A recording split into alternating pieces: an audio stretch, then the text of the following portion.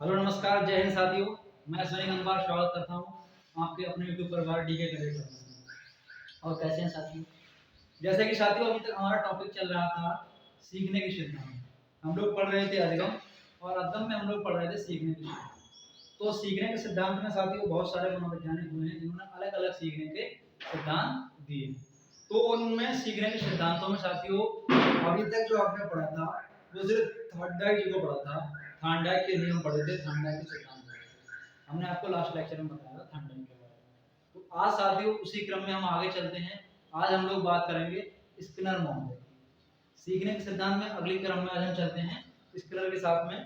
तो स्किनर जो थे उनका पूरा नाम क्या था?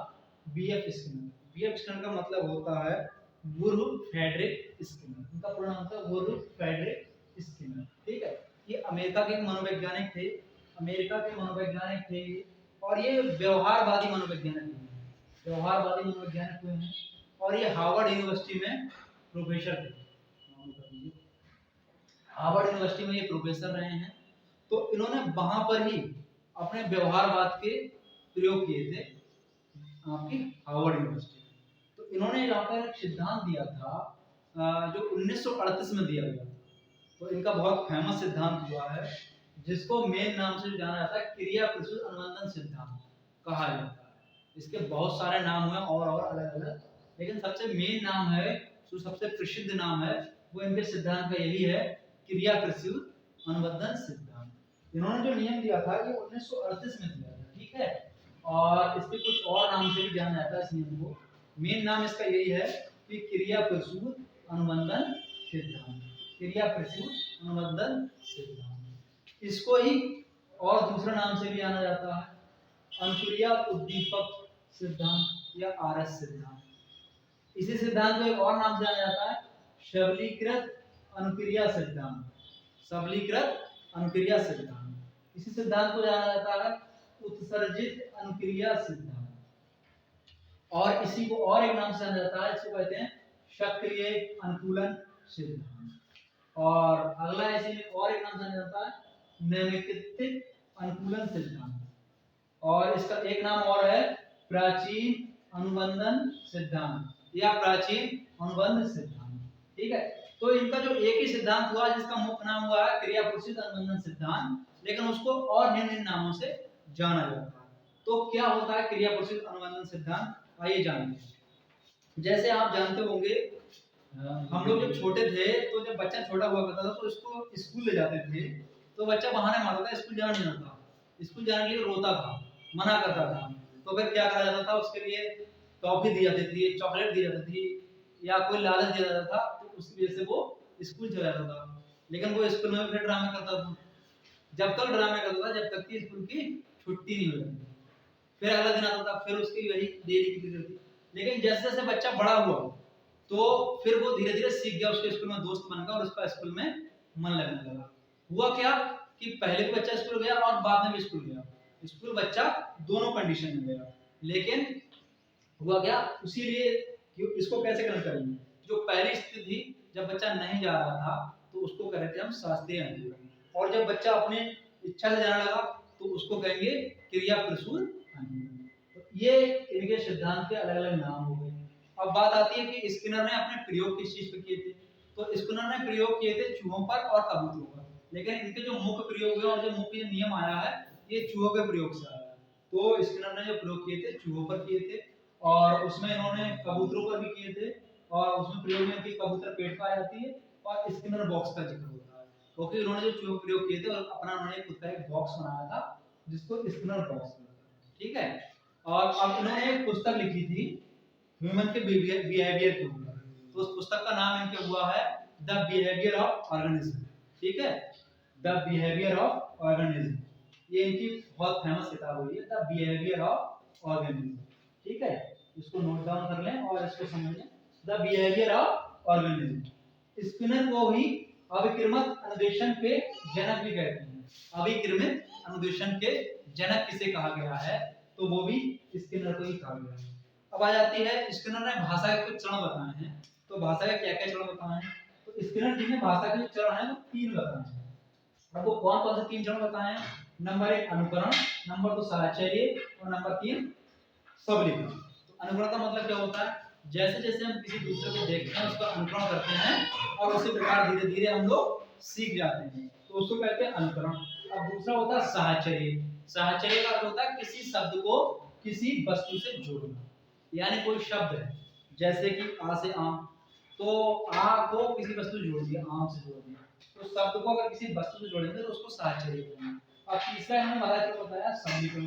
समीकरण का मतलब ये अगर हम कोई चीज सीख रहे हैं या कोई चीज जान रहे हैं तो उसको जब जारी रखेंगे, ठीक है, या ना जारी रखेंगे क्या है, अगर आवश्यक है तो जारी रखेंगे, नहीं आवश्यक है तो नहीं जारी रखेंगे, तो वो होता है समीकरण। तो ये होगा भाषा के 3 चरण जो कि स्किनर महोदय ने बताए। और एक चीज और बता दूं, जो स्किनर महोदय का सिद्धांत है, ये एक तरह से इसकी ट्रिक कह सकते हैं या इसका एक कोटेशन कह सकते हैं कि ये जो पूरा सिद्धांत है, ये जो टिका हुआ है, ये फायदे पर टिका है। फायदे का मतलब ये है कि कोई भी मनुष्य या कोई भी प्राणी कभी भी जब भी कोई क्रिया करेगा तो वो तभी करेगा जब उसका उसमें कोई फायदा हो। इस तरह के सिद्धांत की मुख्य बात है। जैसे सपोज दैट मैं एक उदाहरण देता हूँ, जैसे एक वॉचमैन है, अब वो गेट पर है, अब वो गेट पर वॉचमैन है, तो जब गेट के बाहर कोई खड़ा होगा तो जब वो घंटी बजाएगा, तो घंटी बजाएगा तो घंटी बजाना क्या हुआ? घंटी बजाना एक उद्दीपक। और वॉचमैन का काम ही क्या है कि भैया गेट पे कोई बैठा, वॉचमैन कोई आएगा तो उसका काम है गेट खोलना। तो जब घंटी बजेगी तो वॉचमैन उठकर क्या अनुक्रिया करेगा? अनुक्रिया करेगा गेट खोलने की। गेट खोलेगा तो ये होगी उसकी अनुक्रिया, फिर सामने वाला व्यक्ति अंदर आ जाएगा। तो दीपक इसमें हो गया घंटी बजाना और अनुक्रिया हो गई गेट खोलना। तो इसमें उसका फायदा ये हुआ, अगर वो गेट नहीं खोलेगा, अगर वहीं पे बैठा रहेगा तो उसको नौकरी से निकाल दिया जाएगा। उसका काम ही तो यही है कि भैया आपको नौकरी से रखा गया, कोई आया तो आप गेट खोलना और तो उद्दीपक हो गया यहाँ पर घंटी बजना या किसी का आना, अनुक्रिया हो गई उसका गेट खोलना। ठीक है, अब आ जाते हैं आगे। इन्होंने इसमें आपको वो तो कहानी पता ही होगी कि ये जो स्किनर जी ने चूहे दो का प्रयोग किए थे। इन्होंने एक बॉक्स बनाया था, स्किनर बॉक्स जिसे कहते हैं, उसमें इन्होंने एक भूखा चूहा रखा। अब उस भूखे चूहे को इन्होंने रखा था, तो उस चूहे को एक विशेष तरह के पाइप से ऊपर गुजारा जाता था। अब पाइप से वो गुजारा जाता था, तो वहीं पे बॉक्स के बाहर एक भोजन लगा था, तो चूहा उसमें कूदता रहता था, तो उसमें एक इन्होंने बटन टाइप का बनाया था, तो जब चूहे का उस पर पैर पड़ता था तभी वो बॉक्स खुलता था और उसको भोजन मिलेगा।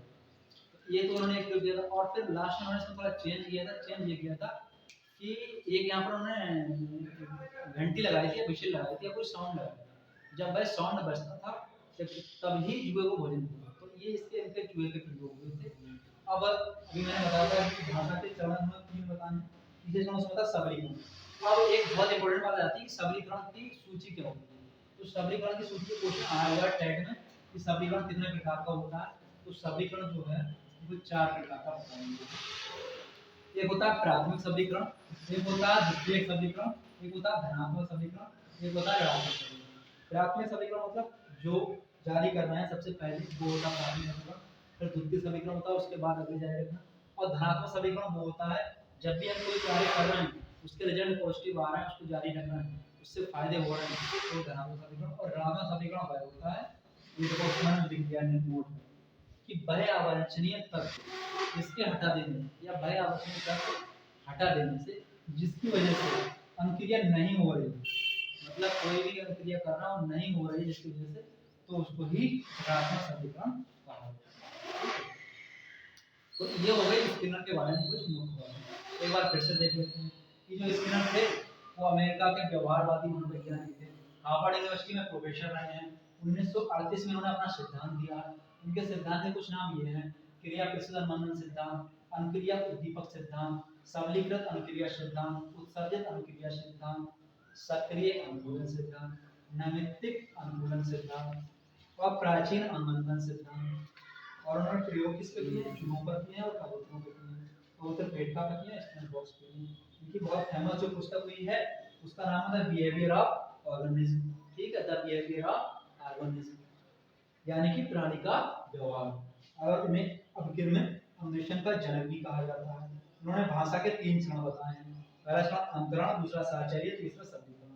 अब इन्होंने सबलीकरण की एक सूची दी है जो कि 4 प्रकार का होता है: प्राथमिक सबलीकरण, द्वितीय सबलीकरण, धनात्मक सबलीकरण और ऋणात्मक सबलीकरण। ठीक है, रात में सभी लोगों को परिभाषा लिख दी कि वह अवांछनीय तत्व हटा देने से जिसकी वजह से अंकुरिया नहीं हो पा रही थी, रात में सभी लोग फैल रहा था। तो साथियों एक ट्रिक है कि ये आ जाता है किसने किसके प्रयोग किए। तो ये लिखा है कि पावलाव का कुत्ता मर गया थार्नडाइक की बिल्ली पर, पावलाव का कुत्ता मर गया थार्नडाइक की बिल्ली पर, और स्किनर का चूहा मर गया ओलर के चिमटे में।